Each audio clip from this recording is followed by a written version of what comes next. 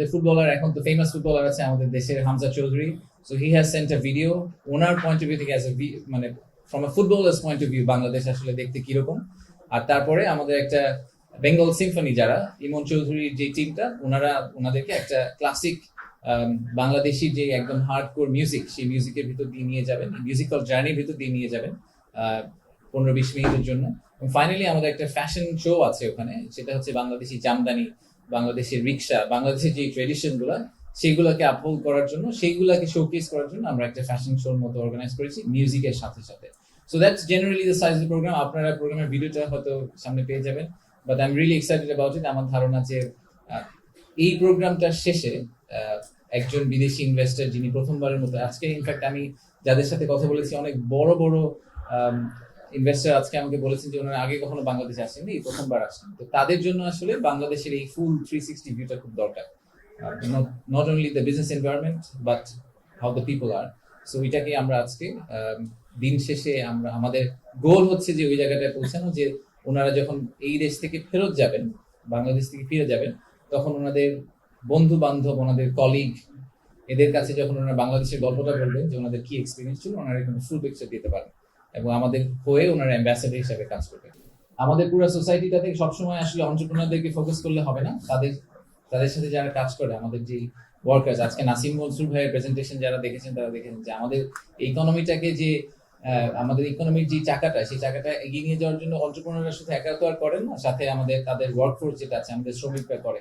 তো আমাদের labour rights এর যে স্ট্যান্ডার্ড, সেই স্ট্যান্ডার্ডটা কিন্তু আমাদের গ্লোবাল স্ট্যান্ডার্ড থেকে অনেক লো, অনেক নিচে।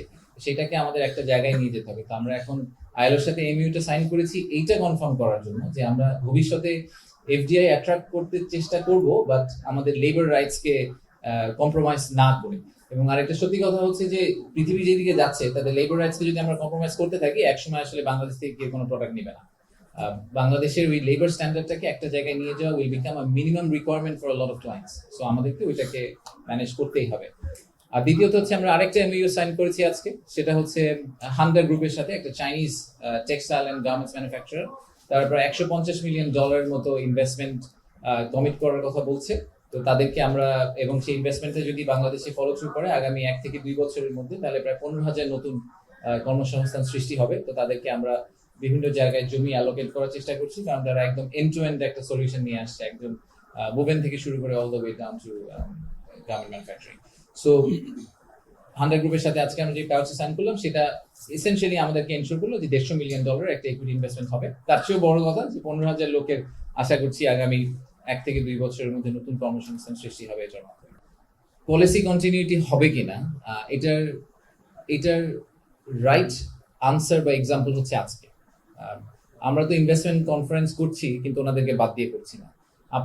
আমি জানি না আপনারা আগে কোনো ইনভেস্টমেন্ট কনফারেন্সে এরকম অ্যাটেন্ড করেছেন কিনা, যেখানে পলিটিক্যাল পার্টিগুলোকে আলাদা আলাদা মিটিং করার সুযোগ দেওয়া হয়েছে, প্রত্যেককে ইন্ডিপেন্ডেন্টলি তাদের ভিউগুলোকে শেয়ার করতে পেরেছে ইনভেস্টরদের কাছ থেকে। আমি শিওর ইনভেস্টররা তাদেরকে একই প্রশ্নটাই করেছেন যে আপনারা যদি ক্ষমতায় আসেন, তাহলে সরকার যে রিফর্মগুলো করার কথা বলছে এখন, সেই রিফর্মগুলো আপনারা কন্টিনিউ করবেন কিনা।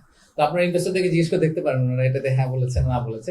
বাট আমার জেনারেল ধারণা, এবং আমরা এটা আগেও বলেছি, যে ইনভেস্টমেন্ট এবং এমপ্লয়মেন্ট জেনারেশন, জব ক্রিয়েশন, এটা আসলে সবার কমন ম্যান্ডেট। এখানে কোনো পলিটিক্যাল ফ্র্যাকশন থাকার কোনো কারণ নেই। হতে পারে যে কনস্টিটিউশনের ক্ষেত্রে ডিফারেন্ট মতামত থাকতে পারে, কনস্টিটিউশনাল অ্যামেন্ডমেন্ট, কনস্টিটিউশনাল কমিশন, এইসব ব্যাপারে যে রেকমেন্ডেশন আছে সেখানে ডিফারেন্ট মতামত থাকতে পারে। বাট ইনভেস্টমেন্ট ক্লাইমেট ইমপ্রুভ করার ব্যাপারে আসলে ডিফারেন্ট মতামত থাকার কোনো কারণ নেই। বাংলাদেশে ইনভেস্টমেন্ট দরকার, সেটা লোকাল থেকে হোক, ফরেন থেকে হোক, এবং বাংলাদেশে এমপ্লয়মেন্ট জেনারেশন দরকার। জব ক্রিয়েশন আমাদের জন্য is the biggest opportunity and challenge. So এটা সবাই খুব ক্লিয়ারলি বুঝেন। তো আমার ধারণা যে আমি আশা করছি আপনারা ইনভেস্টরদেরকে জিজ্ঞেস করে দেখতে পারেন, ওনারা তো ঘোরাঘুরি করছেন, ওনাদেরকে জিজ্ঞেস করে দেখেন যে পলিটিক্যাল পার্টিগুলো কি বলেছে। আপনারা আমাদেরকে একটু জানিয়ে, ওনারা যদি বলে যে ওনাদের কন্টিনিউ করবে না, তাহলে ওইগুলো আমরা করা বন্ধ করে দিই।